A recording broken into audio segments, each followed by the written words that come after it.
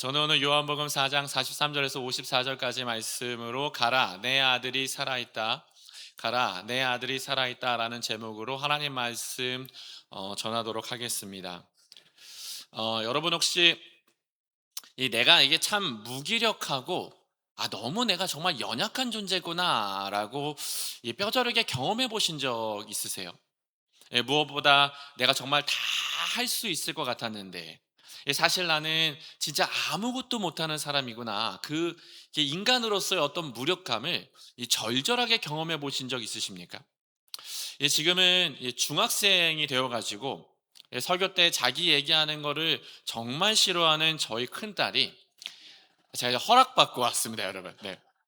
3살쯤 되었을 때, 그러니까 아직 저희 막내가 태어나기 전이어서 딱 세 식구만 존재하던 시절이었는데, 그때 이제 제주도로 여름 휴가를 떠난 적이 있었어요. 그때 이제 3살짜리 아이가 그 시기에 비행기 값이 되게 싸게 갈 수 있어서 정말 처음으로 이 비행기를 타는 되게 설레이는 시간이기도 했고요. 이 뭐랄까 오랜만에 제주도를 가니까 이 제주가 주는 이게 막 싱그러움에 막 정말 온 식구가 흥분 상태. 가서 막 시간이 진짜 천천히 갔으면 좋겠다. 이 시간이 정말 오래도록 우리에게 있었으면 좋겠다. 행복한 휴가였습니다. 그때 저는 당시 청년부 사역을 하고 있었었는데 제가 청년부 때 막 제자 훈련을 포함해서 여러 가지 사역들을 정말 많이 이렇게 펼쳐 나가지고 저희 딸이랑 도통 놀아주질 못하다가 휴가에 가서는 이 리조트에 있는 막 이게 놀이터에서 정말 열심히 놀아주고 막 제주도의 그 푸르른 바다에서 막 미역도 뜯고 모래성도 쌓고 막 물장구도 치고 막 저쪽에 돈가스 집이 역대급 맛집이라 그래가지고 웨이팅을 무려 4시간이나 해가지고 기다리고 기다렸다가 먹었는데 정말 그 육즙이 빵 터지는 게 너무 맛있어서 막 3살짜리랑 탄성을 지르면 돈가스 먹다가 아이랑 정말 급격하게 가까워지는 시간이었거든요. 그러니까 지금 생각해도 너무 좋았어요. 목사가 이런 얘기하는 게 좀 그렇지만 진짜 내가 여유가 있으면 내가 집 하나 사서 여기 좀 살아봤으면 좋겠다. 여기서 그냥 맛난 음식 먹고 풍미 가득한 커피 내려 마시면서 이 바다에서 딱 1년만 살아봤으면 좋겠다 싶을 만큼 너무나도 좋았던 시간이었습니다. 그리고 휴가의 마지막 밤, 이 제주도의 남쪽 골목에 위치한 예쁜 카페를 한밤중에 찾아갔어요. 그때 영화 중에 건축가 개론이라는 영화가 있었는데 그때 그 여주인공이 살았던 집으로 나오는 카페였거든요. 뭐 지금이야 그렇지 않지만 그때 당시는 거기가 핫플레이스, 제주도에 가면 무조건 들려야 하는 필수 코스였거든요. 늦은 밤이었는데 갈까 말까 고민을 하다가 여기 안 가면 후회할 것 같아. 그래서 문 닫기 직전에 카페에 방문해서 인증샷도 찍고 거기에 시그니처 음료도 마시면서 너무 행복해하고 있을 때 문제가 생겼습니다. 옆에서 놀고 있던 3살짜리 저리 딸이 계단에서 점프, 점프, 점프, 점프를 하다가 갑자기 꽝 하고 넘어졌는데 애가 앞으로 넘어진 게 아니라 뒤로 꼬꾸라졌어요. 갑자기 애가 점프하면서 아빠 나 잘하죠? 아빠 나 잘 뛰죠? 그러면서 계속 뛰는데 애가 잘 뛰니까 저는 제 앞에서 잘한다 조심해 넘어져 라고 말을 했는데 말을 하는 순간 밑에 있는 자갈에 헛디디면서 그대로 뒤로 꽝 하고 넘어졌어요. 근데 하필이면 이게 계단에 그렇게 모서리 있잖아요. 그 모서리의 뒷머리를 그대로 찍어버렸습니다. 애가 아 하고 소리를 지르고 제가 정말 애를 허겁지겁 끌어안았는데 여러분 그 느낌 아세요? 머리통을 잡았는데 머리가 부풀어 오르고 있는 느낌. 손에 피가 묻고요. 아이 뒤통수가 부풀어 오르는데 애가 자지러지는데 순간 너무 무서운 거예요. 제가 정말 직원한테 소리를 질렀습니다. 여기 제일 가까운 병원이 어디예요? 병원 어디 있어요? 그랬더니 20분, 차로 20분 거리에 응급실이 있는 큰 병원이 있대요. 그때 저 20분 거리를 몇 분 만에 도착했는지 아세요? 7분. 제가 어떻게 갔는지 기억이 안 나요. 벌금을 내든 뭐 경찰에 잡히든 난 모르겠다. 비상 깜빡이 켜고 진짜 미친 듯이 달렸습니다. 기도하는 진짜 가는 내내 핸들을 잡고 하나님 앞에 기도했어요. 주님, 주님 도와주세요. 제발 제발 큰일 아니길 도와주세요. 그러면서 막 5만 가지 생각이 다 드는 거죠. 내가 왜 이 녀석 손을 안 잡았을까? 아니 그냥 저녁 먹고 그냥 숙소 갈걸. 괜히 카페 왔나? 아니야 그냥 집에 있을걸. 괜히 제주도 와가지고 이거 내 잘못인가? 요즘 내가 기도가 부족한가? 막 이 짧은 순간에 정말 많은 생각이 드는 거죠. 병원에 도착해서 엑스레이를 딱 찍고 검사 결과를 기다리는데 선생님이 들어오라 그러더라고요. 사진을 보면서 선생님이 바로 말씀해 주셨으면 좋겠는데 자꾸 고개를 갸웃 갸웃 이래. 그러니까 이제 병원에 가신 분들은 다 아시죠? 입술을 보면서 나도 모르게 계속 주문을 외우는 거예요. 선생님, 아무 일도 아니라고 말해주세요. 괜찮다고 말해주세요. 제발 별거 아니라고 말해주세요. 어떻게 되었을까요? 네, 저희 딸이 괜찮았습니다. 생각보다 머리가요 단단하더라고요. 우리 딸 강한 여자. 네. 단단한 여자. 네. 선생님이 말해요. 이 정도 넘어졌으면 이게 뭔가 크게 다칠 법도 한데 아무 이상 없다고. 그냥 이게 살은 근데 좀 까졌으니까 소독약 드릴 테니까 빨간 약 좀 발라주세요. 이러고 저희를 보내주더라고요. 근데 그때 저는요 진짜 허무했어요. 그렇게 신나고 재밌는 여행이었는데 의사 선생님의 진단이 나오기 전까지 제 속은 지옥이었거든요. 아빠로서 자괴감이 들고 무력감이 드는데 진짜 나란 인간이 아무것도 아니구나 뼈저리게 경험했습니다. 근데 오늘 본문을 보시면 요한복음 4장의 아버지가 딱 이렇습니다. 왕의 신하나 불리는 이 사람은 무려 100리길을 뛰어온 사람이에요. 자기가 살던 가버나움에서 예수님이 계시는 가나까지 응급실을 질주하기 위해 허겁지겁 뛰어가는 아버지처럼 주님께 나아옵니다. 이 가버나움에서 가나안까지는 34km. 고속도로가 있는 요즘이야 차를 타면 뭐 한 30분이면 갈 수 있지만 1세기 갈릴리에선 숨이 턱까지 차오를 만큼 오랜 시간 뛰어와야 했을 거예요. 이유는 단 하나, 아들을 살리기 위해서인데요. 우리 46절에서 49절 말씀, 우리 다시 한번 이 배경을 다시 한번 읽어볼까요? 46절에서 49절입니다. 자, 여러분 상상하시면서 같이 읽습니다. 시작. 예수께서 다시 갈릴리 가나에 이르시니 전에 물로 포도주를 만드신 곳이라 왕의 신하가 있어 그가 예수께서 유대로부터 갈릴리로 오셨다는 것을 듣고 가서 청하되 내려오셔서 내 아들의 병을 고쳐주소서 하니 그가 거의 죽게 되었음이라. 예수께서 이르시되 너희는 표적과 기사를 보지 못하면 신하가 이르되 주여 내 아이가. 여기 보시면 세 가지 표현이 나오는데 아들의 상태가 얼마나 심각한지를 보여줍니다. 46절에 그의 아들이 가버나움에서 병들었더니 라고 시작하다가 47절에는 내 아들의 병을 고쳐주소서 그가 거의 죽게 되었음이니라 라고 절규하더니 49절엔 내 아이가 죽기 전에 내려오소서 라고 간청해요. 즉 처음에는 그냥 병이었는데 그 병은 죽을 가능성이 있는 병이고 그 다음엔 그냥 두면 반드시 죽을 병이라 표현하고 있는 거죠. 여러분, 이 아버지는요 아들이 경기를 일으키고 하얗게 눈이 뒤집히는 것을 보고 왔을지도 모릅니다. 온몸이 불덩이 같고 입술이 새까맣게 타들어가는 데다가 가버나움의 의료진으로부터 이 아이가 더 이상 가망 없다는 진단을 받고 온 상태일지도 모르죠. 그래서 엎드리는 거예요.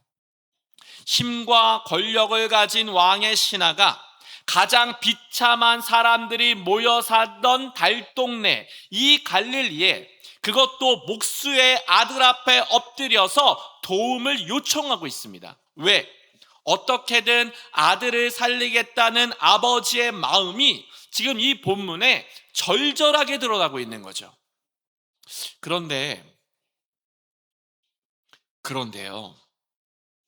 예수님이 이게 뭔가 냉정하게 반응하십니다.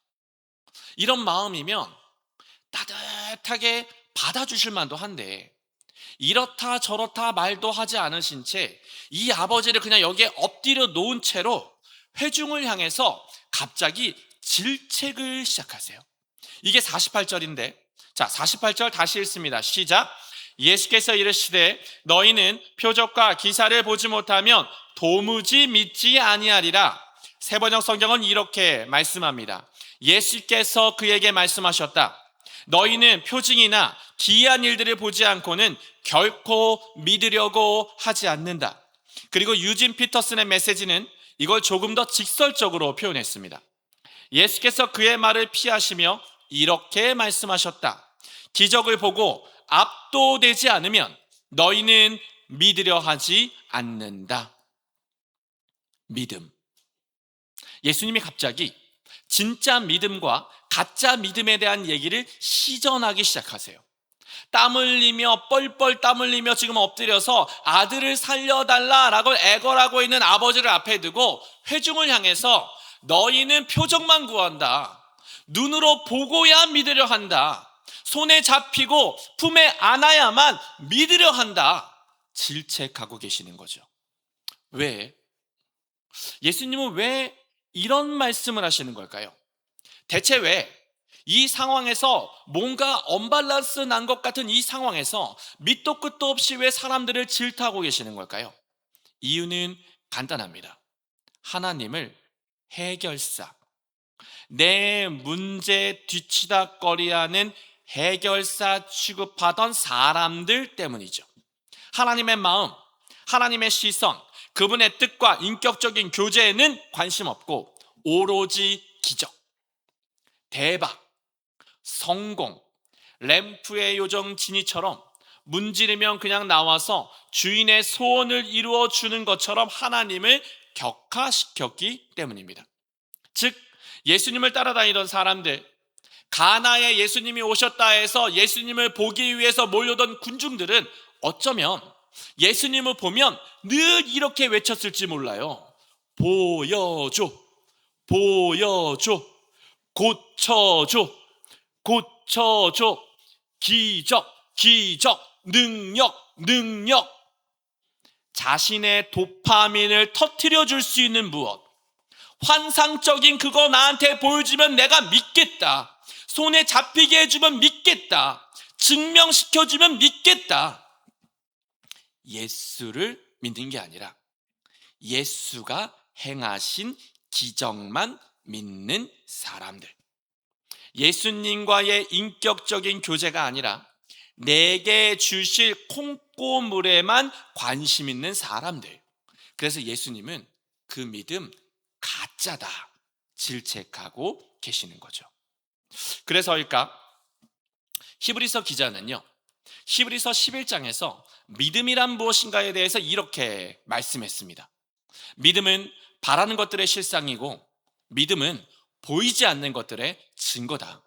그리고 사도 바울은 이렇게 말씀합니다. 고린도후서 5장 7절입니다. 같이 읽을까요? 시작. 이는 우리가 믿음으로 행하고 보는 것으로 행하지 아니함이로다. 즉 보여주면 믿겠다. 기적을 행하면 믿겠다. 표적이 있으면 믿겠다. 여러분, 이건 믿음이 아닙니다.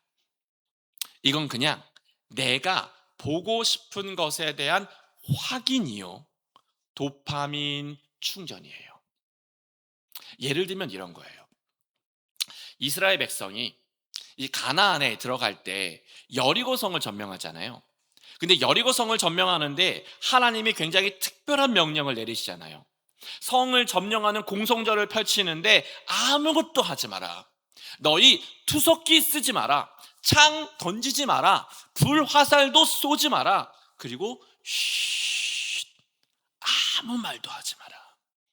너희는 그저 아무 말도 하지 않고 매일 성을 한 바퀴씩 그냥 돌다가 마지막 날에는 7바퀴, 그냥 총 13바퀴만 돌면 되는 거야. 즉, 이 말씀을 듣고 여리고 성을 돌아야 하는 이스라엘 백성에게 무엇이 필요했을까요? 이들은 정말 믿음이 필요했습니다. 몇 날 며칠 돌아도 아무 일도 일어나지 않는 전쟁터에서 말씀에 순종해서 뱅글뱅글 그냥 강간술래하는 것처럼 뱅글뱅글 돌다가 진영으로 복귀하는 걸 반복했어요. 그러면 이 사람들, 이 이스라엘 백성들 말은 안 했어도 이런 생각하지 않았을까요? 아, 내가 지금 뭐 하고 있는 거지? 이게 정말 맞는 거야? 싸움을 하는데 이렇게 뱅글뱅글 도는 게 정말 맞는 거야? 아, 여호수아가 이야기해서 내가 하긴 하는데 여호수아가 정말 하나님의 음성을 제대로 듣는 건 맞는 거야? 의구심이 들고 불신감이 생겨요. 하지만 그럼에도 불구하고 순종했습니다. 왜? 광야 40년 자신들을 인도해 주신 하나님 그분 자체를 신뢰했기 때문이죠. 근데 만약에요, 이런 고민 없이 그냥 도파민이 빵빵 터지는 일들이 계속 발생했다면 어떻게 됐을까요? 막 성을 한 바퀴 돌 때마다 막 기적이 일어났다면, 막 성을 도는 첫날부터 그냥 발을 뗄 때마다 여기 벽이 쭉쭉쭉쭉 갈라지는 것을 보았다면 어땠을까요? 첫째 날 돌았더니 이쪽에 그냥 여리고선에 금이 쭉쭉쭉쭉 가고, 둘째 날 돌았더니 여기서 금이 쭉쭉쭉쭉 가고, 셋째 날은 여기가 금이 쭉쭉쭉쭉 가고, 넷째 날, 다섯째 날, 막 그 다음날 됐더니 저기는 망대가 막 주저앉는 것들을 보았다면 믿음, 신뢰 이런 거 없어도 됩니다. 물론 처음에야 기적을 행하시는 하나님께 놀라겠죠. 하지만 계속해서 이 도파민이 충전되는 일이 벌어지면요, 다음번엔 더 큰 도파민, 더 큰 기적, 더 큰 뭔가를 기대하게 되고요, 혹여 자신의 기대와 달리 하나님이 역사하시지 않으면 말할 수 없는 실망감을 표현하게 됩니다. 즉, 이적과 기적만 보려고 교회 다니면 어떻게 될까요? 현상과 기적 없으면 하나님을 떠납니다. 내 뜻대로 안 되면 하나님을 떠나고요, 봉사하고 헌신한 시간이 길어지면 길어질수록 어떻게 하나님이 나한테 이러실 수 있냐고, 어떻게 우리 가정에 이러실 수 있냐고, 어떻게 내 기도에 응답해 주지 않으실 수 있냐고 서운함이 폭발해서 교회를 떠나요. 그래서 여러분, 진짜 믿음은요, 반드시 고뇌가 있습니다. 진짜 믿음은요, 의심도 있고 원래 두려움도 있는 거예요. 아니, 보이지 않는 하나님을 믿는데, 아니, 유한한 인간이 어떻게 흔들리지 않죠? 손에 잡히지 않는 것을 믿는데 어떻게 염려하지 않고 어떻게 겁내지 않는 인생을 살아갈 수 있죠? 아니, 그런 생각 안 해보셨어요? 여러분은 신앙생활 하시면서 가끔 답답하지 않으세요? 이게 저만 답답한 거예요? 아니, 그렇잖아요. 하나님이 정말 나를 사랑하시고 내 길을 인도하시며 앞으로 내 삶이 어떻게 될 거다, 얹을 정도는 주셨으면 좋겠다, 이런 생각 안 해보셨어요? 내 아들이 언제쯤 취업하게 될 거다, 내가 막 기도하고 있으니까 갑자기 하나님 마음에 우리 딸 언제쯤 배우자 만나게 될 거다, 내 생활은 언제쯤 펴지게 될 거다, 너 병 걸렸니? 너 지금 아프니? 걱정하지 마, 너 언제쯤 건강하게 될 거다. 언질, 많은 걸 바라는 것도 아니고 요만큼, 아주 요만큼이라도 힌트 주시면 진짜 걱정 안 하고 담대한 믿음으로 살겠는데 하나님은 nothing. 그런 말씀 일체하지 않으십니다. 그래서 하나님 아직도 나를 인도하시나요? 의 저자 레이 프리차드는 자신의 책에서 하나님의 뜻을 묻는 사람들의 질문에 이렇게 답합니다. 제가 책의 내용을 발췌해 왔는데 여러분 읽어드릴 테니까 들어보세요. 그냥 그림은 한번 올려주셔도 될 것 같아요. 제가 읽는 동안. 여러분 이 책이 절판된 책이거든요. 네, 제가 읽어드리는 거 잘 들으셔야 됩니다, 여러분. 네, 구입해서 읽으실 수 없어요. 네, 들어보세요. 세상은 보는 것이 믿는 것이다 라고 말한다. 하지만 하나님은 믿는 것이 보는 것이다 말씀하신다. 그러므로 내가 지금 어디에 갈지 모르는 이유는 어쩌면 지금 내가 알 필요가 없기 때문이다. 만약 알아야 한다면 알게 될 것이다. 하루 일찍도 아니고 하루 늦게도 아니다. 다음에 무엇을 해야 하는지 오늘 모른다면 아마 알 필요가 없기 때문이다. 하나님이 하나님이시라면 그것은 틀림없다. 결국 하나님은 당신의 길을 바르게 해주실 것이다. 하나님이 당신에게 그렇게 약속하셨다. 즉 믿음은 아무 생각 없이 맹신하는 게 아닙니다. 기적과 이적과 치유와 능력을 보아야만 확신하는 것도 아닙니다. 믿음은 역사의 주관자 되시는 하나님, 우리를 너무나 사랑하셔서 자기 아들을 십자가에 죽이신 그 사랑의 징표를 바라보며 신뢰하며 나아가는 거죠. 그래서 오늘 본문을 다시 보시면 예수님의 말씀에 반응하는 왕의 신하가 너무나도 놀랍습니다.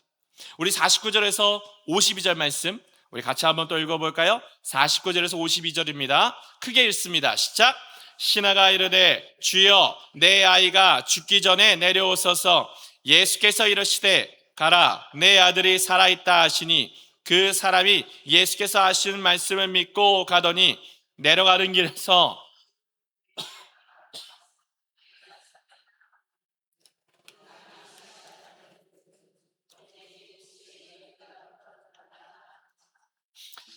이 34km를 뛰어온 아버지에게 예수님이 말씀하십니다. 가라, 네 아들이 살아있다. 그런데 놀라운 건 이 아버지의 반응이에요. 왕의 신하가 예수님의 말씀을요 믿고 갑니다. 어떻게든 가버나움으로 모시고 가려고 바지 끄댕이라로 붙잡으려고 왔는데 가라, 내 아들이 살아있다 말씀하시니 묻지도 따지지도 않고 믿고 갑니다. 그래서 놀라워요. 이 아버지는 어떻게 이런 행동을 할 수 있었을까? 예수님의 제자도 아니고 팬클럽도 아닌 정치인이 어떤 근거로 이렇게 움직일 수 있었을까? 힌트는 왕의 신하라는 호칭에 있습니다. 여러분 오늘 본문을 다시 보세요. 이 아버지는요 이름이 없어요. 왕의 신하로만 등장합니다. 거지도 바디메오라는 이름이 있고 세리도 삭개오라는 이름이 있고 겟세마네 동산에서 베드로한테 칼 맞아서 귀 잘렸던 종도 말고라는 이름이 있는데 이 사람은 이름도 없어. 그저 왕의 신하일 뿐입니다. 왜? 이것이 믿음을 설명하는 요한복음의 의도거든요. 왕의 신하는 어떤 일을 하는 사람인가? 왕이 말하면 반드시 이루어지는 것을 증언하는 사람이에요. 내가 섬기는 왕이 선군이든 폭군이든 신하에게 있어서 왕은 절대 기준, 절대 명령. 능력이 있든 없든 성격이 좋든 나쁘든 더럽든 상관없이 왕이 하는 말은 무엇이든 다 이루어집니다. 생각 없이 내뱉건 고민하고 쏟았건 의도적이건 의도적이지 않건 그 시대의 왕들이 한마디를 딱 하면요, 그 말은 다 이루어졌습니다. 그래서 돌아간 거예요. 가라, 네 아들이 살아있다. 예수님이 말씀하시자 뒤돌아보지 않고 돌아가요. 왜? 왕이 선포하셨으니까. 만왕의 왕, 만유의 주가 선포하셨으니까. 헤롯보다 크고 그리고 황제보다 더 크고 위대한 왕이 네 아들이 살아있다 선포하셨으니 이루어질 것이다, 성취될 것이다, 살아날 것이다, 믿음으로 반응한 거죠. 그래서 사도 요한은 이 요한복음을 시작할 때 예수님이 어떤 왕이시고 그 왕은 우리에게 어떻게 찾아오시는지를 말씀이란 단어를 가지고 의도적으로 시작하며 선포를 했는데요. 자, 우리 요한복음 1장 1절에서 3절 말씀, 너무나 중요한 말씀입니다. 여러분, 우리 믿음으로 큰 목소리로 같이 한번 읽겠습니다. 시작. 태초에 말씀이 계시니라. 이 말씀이 하나님과 함께 계셨으니 이 말씀은 곧 하나님이시니라. 그가 태초에 하나님과 함께 계셨고 만물이 그로 말미암아 지은 바 되었으니 지은 것이 하나도 그가 없이는 된 것이 없느니라. 그리고 14절 같이 읽습니다. 큰 소리로 읽습니다. 시작. 말씀이 육신이 되어 우리 가운데 거하심에 우리가 그의 영광을 보니 아버지의 독생자의 영광이요 은혜와 진리가 충만하더라. 즉 말씀이 선포되었다면 가라, 내 아들이 살아있다 주님께서 말씀하셨다면 그건 예수님이 직접 가신 것이나 다름없고 손을 대신 것이나 다름없고 메스를 들고 수술하신 것이나 다름없는 것이니 내 아들은 살아날 것이다. 반드시 살아날 것이다. 여러분, 이게 믿음입니다. 그리스도인이 믿음으로 산다는 의미입니다. 하나님의 말씀이 예수님이라 생각하고 그 말씀에 인격적으로 반응하는 것이 신앙입니다. 말씀하셨으니 말씀대로 이루어질 것이다. 믿는 것이 신앙입니다. 말씀하셨으니 말씀에 토달지 않고 순종하는 것이 신앙이고요. 말씀은 단순한 글자가 아니라 인격이고 사건이니 그것을 믿음으로 거기에 말씀에 붙잡힌 바 되어 살아가겠다고 마음 먹고 나아가는 것이 신앙입니다. 그리고 그런 사람들에게 예수님은 기쁨, 반드시 새로운 기쁨을 선물로 주시는데 오늘 본문의 말미 같이 읽습니다. 51절에서 54절입니다. 시작. 내려가는 길에서 그 종들이 오다가 만나서 아이가 살아있다 하거늘 그 낳기 시작한 때를 물은즉 어제 7시에 열기가 떨어졌나이다 하는지라. 그의 아버지가 예수께서 내 아들이 살아있다 말씀하신 그 때인 줄 알고 자기와 그 온 집안이 다 믿으니라. 이것은 예수께서 유대에서 갈릴리로 오신 후에 행하신 두 번째 표적이니라. 집으로 돌아가는 길에 뛰어오던 종들을 만났는데 그들이 외칩니다. 주인님, 기적이 일어났습니다. 아드님이 살아나셨습니다. 어제 갑자기 열이 떨어지더니 원기를 회복하셨습니다. 신하가 물어요. 낫기 시작한 때가 언제냐? 7시. 예수님이 가라, 내 아들이 살아있다 말씀 주신 시간이에요. 그래서 요한복음이 기록합니다. 요한이 기록해요. 이는 갈릴리에 오신 후 행하신 두 번째 표적이니라. 첫 번째 표적인 가나 혼인잔치에서는 물을 포도주로 바꿔서 기쁨을 잃어버린 가정에 기쁨을 되찾아 주셨다면 이번엔 죽어가던 아들로 인해 절망에 빠진 한 가정에 새로운 생명을 다시 한번 선물로 주신 거죠. 그러기에 오늘 이 밤 이 예배에 참석한 저와 여러분에게도 동일한 은혜 주시기를 소망합니다. 예, 그렇잖아요. 우리 삶에도 너무 많은 문제가 있잖아요. 행복하게 살았으면 좋겠을 우리 자녀들이 결혼을 하고 가정을 이뤘는데 어느 날 갑자기 무언가 막 산산조각 깨어지면 막 부모 마음이 막 다 찢어지잖아요. 한 번도 생각해 본 적 없었던 배우자나 가족이 갑자기 어느 날 병원에 갔는데 암 선고를 받고 갑자기 투병을 시작하면은 이게 뭔가 너무 당황해서 이게 말할 수 없는 절망이 가득하거든요. 그런데다 오랜 시간 고민하고 노력했는데도 이게 뭔가 사는 게 그닥 나아지지 않으면 하루하루 버티고 버텼는데도 나중엔 그냥 다 나아버릴 것처럼 그냥 버거워 지칠 수가 있습니다. 그러나 여러분, 주님이 말씀하십니다. 아니, 만왕의 왕이 오늘 본문에서 우리에게도 동일하게 선언하십니다. 가라, 내 아들이 살아있다. 내 딸이 살아있다. 내 남편이 살아있다. 네 아내가 살아있다. 네 가족이 살아있다. 네 친구가 살아있다. 너의 사업장이 공동체가 무너진 삶의 모든 것이 살아있다. 그러니 여러분, 예수님은 우리를 회복하기 위해 이 땅에 오셨습니다. 생명을 얻되 풍성한 삶을 살게 하기 위해 이 땅에 오셨습니다. 그러니 여러분 믿으십시오. 지금 여기 오늘 이곳에 우리가 원하는 이적과 표적이 없을지라도 말씀하시는 예수, 동행하시는 예수, 우리와 함께 하시는 예수, 모든 걸 창조하시는 그 예수의 말씀을 믿으십시오. 매일같이 싹트는 의심과 싸우시더라도, 두려움과 싸우시더라도 여러분 믿으십시오.